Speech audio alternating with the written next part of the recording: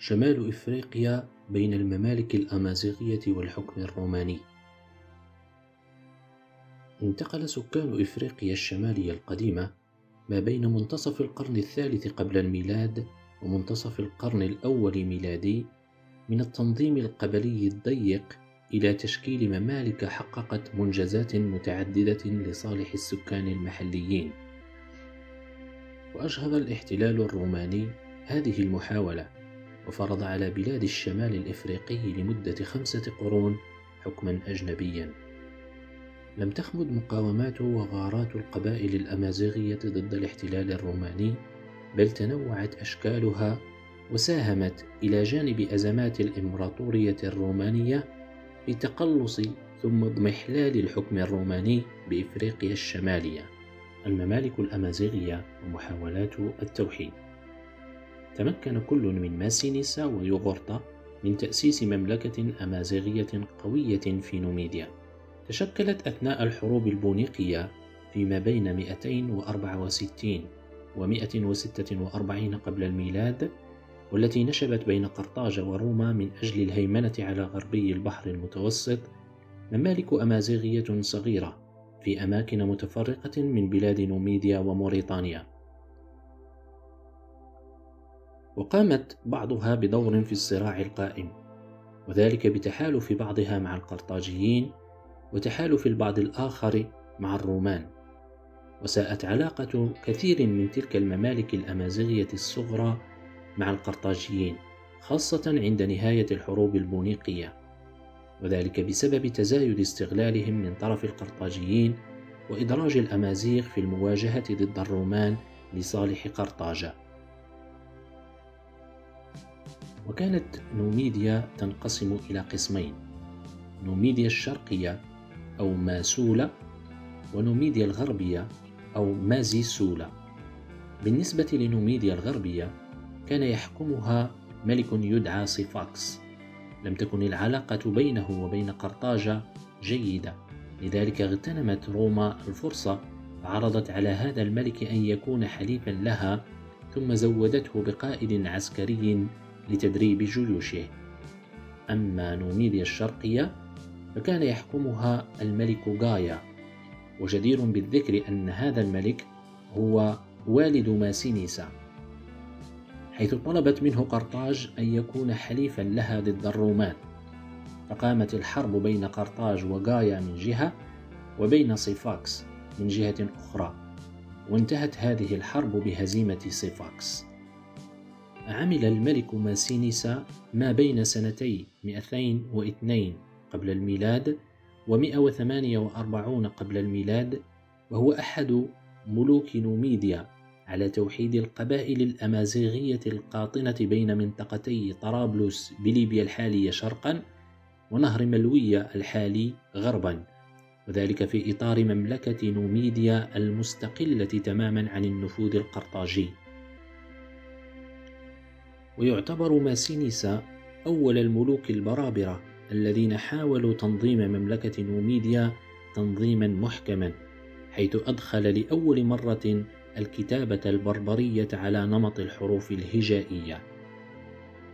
وبنى ماسينيسا عاصمته سيرتا داخل منطقة جبلية منيعة هي جبال الأوراس الحالية المتواجدة بالجزائر. كانت للمدينة أسوار مرتفعة وسميكة، وضمت أحياء سكنية وتجارية وأخرى للمرافق العمومية والإدارية والدينية، واستمدت طريقة تسييرها وتنظيمها السياسي والاجتماعي والديني من الأصول الأمازيغية ومن تأثيرات الحضارتين القرطاجية واليونانية. واتخذ ماسينيسا شعار إفريقيا للأفارقة كهدف له في كل أعماله. قام بعدة إصلاحات، من أهمها الانتقال من مرحلة الرعي والبداوة إلى مرحلة الزراعة والاستقرار داخل قرى ومدن الكثير من القبائل. واهتم ماسينيسا بالزيادة في حجم الأراضي المزروعة بالحبوب والفواكه والثمار، بحيث كان يتوفر على فائض للتصدير. وسك ماسينيسا عملة من البرونز والنحاس لتسهيل التعامل التجاري داخل مملكة نوميديا. بعد موت ماسينيسا اضطربت الأمور في نوميديا، فتدخلت روما سنة 148 قبل الميلاد ووزعت المملكة بين أبناء الملك الثلاثة، واستعملت بعض الفرسان النوميديين في محاربة قرطاجة، وكان لهذا أثرا كبيرا في إنهاء الحرب القرطاجية الرومانية. وقد تميز في هذه الفترة ابن ماسينيسا الملك نسيبسا، الذي لم يكن يريد أن يدخل في نزاع مع الرومان، واستمر الرومان في الضغط على مسيبسا حتى يفسح المجال لابن أخيه يوغرطة. استطاع يوغرطة أن يفرض وجوده على أبناء عمه مسيبسا بعد وفاة هذا الأخير، وأخذ ينحي منافسيه واحدا بعد الآخر، محاولا بذلك توحيد مملكة نوميديا، وتمكن من الحصول على الجزء الغربي من نوميديا سنة 117 قبل الميلاد في انتظار حصوله على النصف الآخر، واستطاع فيما بعد مهاجمة ابن عمه وحصل على نوميديا الشرقية. كانت في هذه الفترة روما تتابع بقلق شديد نمو المملكة النوميدية، فحاولت مد نفوذها عليها وتقسيمها في عهد يوغرطة حفيد ماسينيسا، إلا أن يوغرطة قاوم محاولة الرومان مقاومة شديدة، وجند حوله القبائل الأمازيغية للوقوف في وجه القوات الرومانية المهاجمة لنوميديا. واستمر يوغرطة في تطبيق الإصلاحات الاقتصادية والاجتماعية التي سنها جده ماسينيسا، إلى أن تم قتله على يد الرومان سنة 105 قبل الميلاد. وبذلك أصبحت نوميديا كلها تحت حكمه سنة 112 قبل الميلاد. انهزم يوغرطة بعد معارك دامت 7 سنوات، واتجه إلى موريتانيا عند ملكها وصهره بوخوس، فتابعته الجيوش الرومانية وألقت القبض عليه وسلمته للمشنقة في روما سنة 105 قبل الميلاد. وهكذا تحول جزء من نوميديا إلى ولاية رومانية، بينما أعطي الجزء الغربي منها للملك بوخوس. وبعد موته قسمت مملكته بين ابنيه بوخوس الثاني وبوغود، وفي سنة 33 قبل الميلاد مات بوغود، فحكم الرومان المملكة مباشرة وأنشأوا بها مجموعة من المستعمرات. تمكن جوبا الثاني ومن بعده بطليموس من توحيد القبائل الموريطانية في إطار مملكة مورية. قامت بمنطقة موريتانيا الواقعة في الطرف الشمالي من المغرب الأقصى الحالي مملكة أمازيغية على يد بوخوس الأول، الذي وحد القبائل المورية القاطنة بالقسم الغربي من بلاد المغرب الأقصى الحالي. وتعاقب على حكم المملكة ملوك أمازيغ معينون من طرف الرومان، من أبرزهم جوبا الثاني، وهو شاب بربري تربى وتعلم في روما، وقد سمى هذا الأخير مدينة شرشال قيصارية تعظيما ليوليوس قيصر، وجعل منها عاصمة لمملكته. حكم جوبا الثاني إلى سنة 23 قبل الميلاد. كان يأتمر بأوامر روما، وازدهرت البلاد في عهده، ثم خلفه ابنه بطليموس.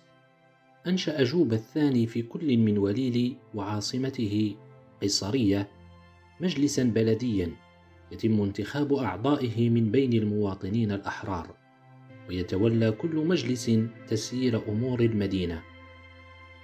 وشجع جوبا الثاني زراعة الأراضي المحيطة بالمدن الكبرى الواقعة في مملكته، فكانت هذه الأراضي تنتج الحبوب لسكان المدن، ويتم تصدير بعض منتجاتها كالحبوب أو الخشب. وأقام جوبا الثاني مشاريع صناعية في عدة مدن، منها مثلا صناعة الأصباغ الأرجوانية وتمليح السمك، وصنع الكاروم، وهو مرق مصنوع من السمك يستعمل عوض التوابل لطهي الطعام وكدواء لبعض الأمراض. واهتم جوبا الثاني بالجانب العلمي والثقافي، حيث جمع خزانة ضخمة للكتب والوثائق العلمية والتاريخية، واستقطب نحو عاصمته عددا من كبار الأطباء والعلماء من الإغريق والرومان، وأمر بجمع النباتات الطبية والأعشاب، وشارك في رحلات علمية واستكشافية داخل جبال الأطلس ونحو جزر الكناري. وكتب خلاصات رحلاته العلمية في 3 مجلدات سميت ليبيكا. بعد وفاة جوبا الثاني خلفه ابنه بطليموس، الذي حافظ على نفس السياسة وحاول توسيع حدود المملكة وتوحيد قبائل أمازيغية أخرى تحت حكمه. وبقي في الحكم إلى غاية 40 ميلادية، وفي عهده ظهر الزعيم النوميدي تكفاريناس الذي أعلن الثورة ضد الوجود الروماني، وساعد بطليموس الرومان على مقاومة هذا الثائر والقضاء عليه، إلا أن الإمبراطور الروماني اغتال بطليموس في روما سنة 40 ميلادية، وحول مملكته إلى ولاية رومانية. ومنذ ذلك التاريخ صارت إفريقيا الشمالية كلها أرضا رومانية، وأصبحت مقسمة إلى الولايات التالية: أولا إفريقيا، وهي المنطقة التي كان بها القرطاجيون، وهي الجمهورية التونسية حاليا. ثانيا نوميديا، كانت تطلق على الجزء الشرقي من الجزائر. ثالثا موريتانيا، والتي كانت تنقسم بدورها إلى قسمين: موريتانيا القيصرية عاصمتها شرشال، وهي عبارة عن الجزء الغربي من الجزائر، وموريتانيا الطنجية عاصمتها طنجة، وهي الجزء الشمالي من المغرب الأقصى. وهكذا عرفت فترة الممالك النوميدية والموريتانية المستقلة تطورا حضاريا بارزا، انتقلت فيه كثير من القبائل الأمازيغية من رعي الماشية والترحال إلى الزراعة والاستقرار، وانتظمت هذه القبائل في إطار تنظيم سياسي يشمل مجموعات قبلية تخضع لسلطة مركزية على رأسها الملك، الذي كان يطلق عليه الأكليد، وهو مصطلح كان يطلق على كل من يتولى أمور الدولة بالبلاد. وكانت هذه المحاولات مرحلة متقدمة نحو وحدة شاملة لمجموع الشمال الإفريقي، إلا أن الحكم الروماني أجهضها وفرض على البلاد حالة التجزئة والتبعية لروما.